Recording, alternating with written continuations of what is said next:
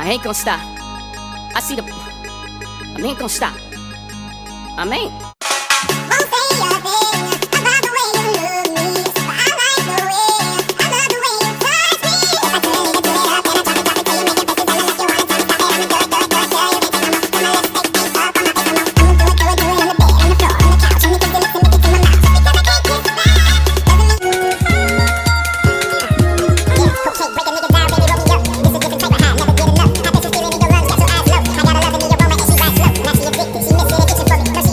What's up, YouTube? I'm back with another video, and this is going to be a story time that takes place before the last story time where I had the first roommate from hell in New York.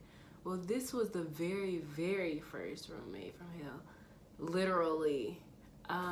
So yeah, if you want to know about this roommate, then keep watching. Hi, you guys. So before I went and lived in New York, I lived in Florida because I was working at Walt Disney World.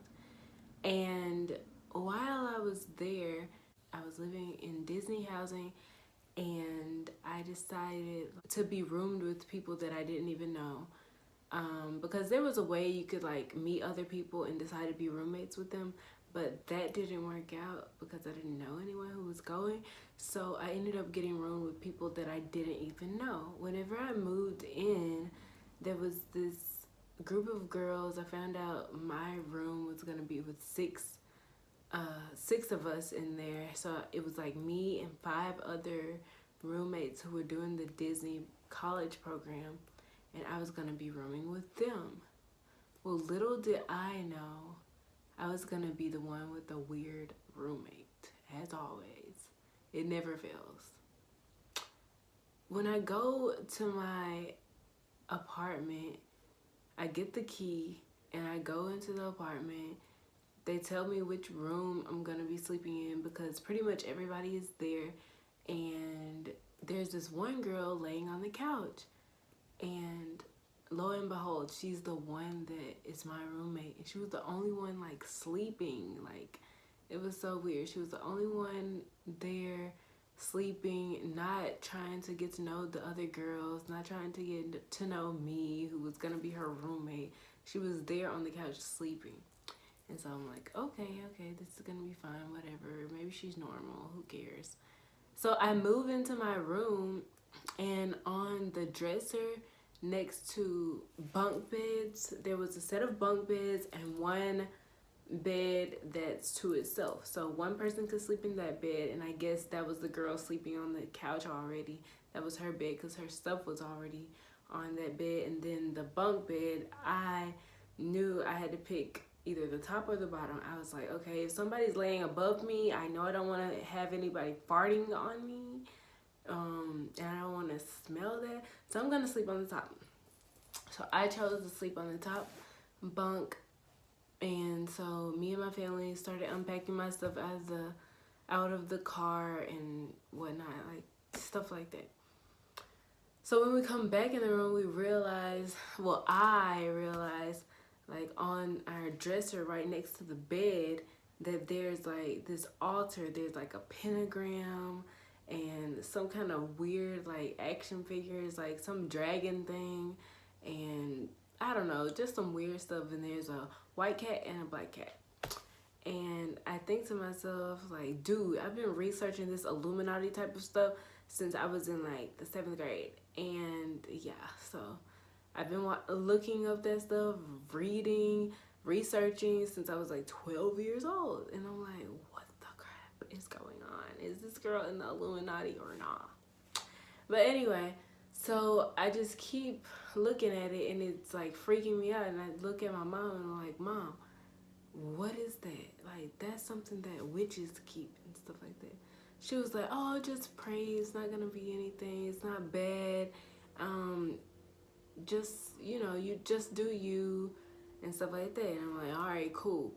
And so whenever my parents say goodbye, every day and every night I pray and I read my Bible, you know what I'm saying? So that whatever she doing over there with that pentagram, it ain't gonna come over here on me, you know what I'm saying? But anyway, I just keep being bothered by it, keep looking at it. I call my friend, which isn't any help because she's Hindu. My best friend's Hindu and she's Indian. So, I mean, but at least it's some kind of comfort, you know? I'm like trying to tell her, I'm like, man, I think my roommate is a witch, man. I don't know what's going on. Okay. After all that, I think it was one night we were all playing games or we were talking about something. I can't remember how we got on the subject, but I was like, I think somebody said something about God and she was like, I don't believe in God. And I was like, okay, cool, whatever. Like, you hear that all the time, you know, people can be atheist or whatever. And, but then I see the pentagram and stuff like that. And I'm still, like, interested. I want to know, like, what's going on? What's up with this girl? Like, why does she have pentagrams and stuff like that?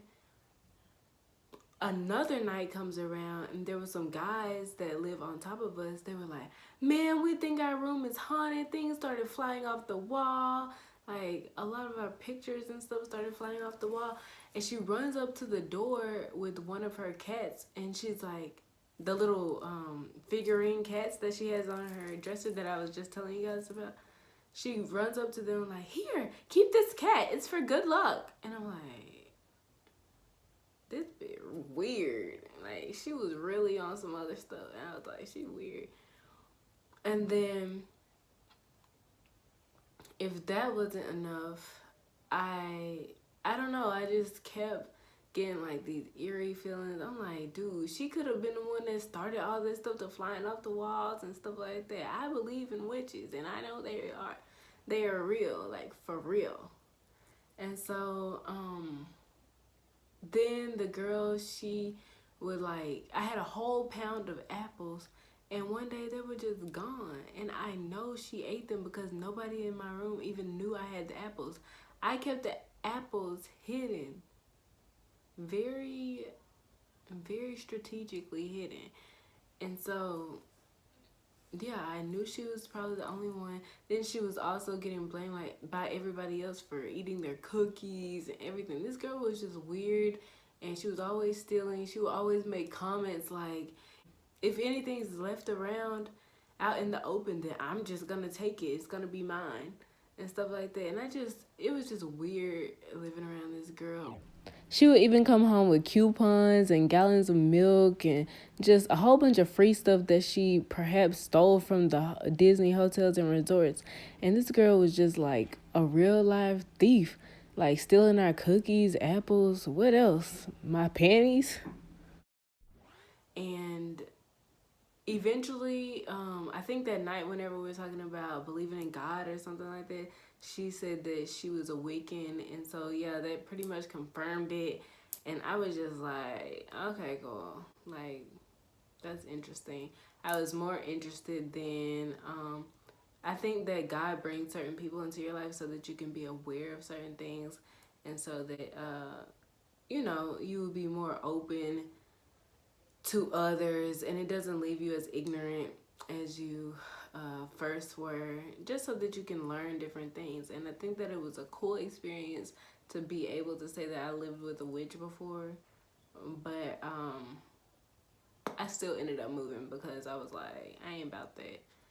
And so, yeah, that was the time I lived with a witch and I'm still alive, and it was an interesting experience. It made me interested to find out more information, and it made me get the heck out of there. That's what it made me do. Yeah. So if you like this video, please give it a thumbs up, comment below if you didn't like it or if you like to see more videos like this. And I'll see you guys next time. Peace.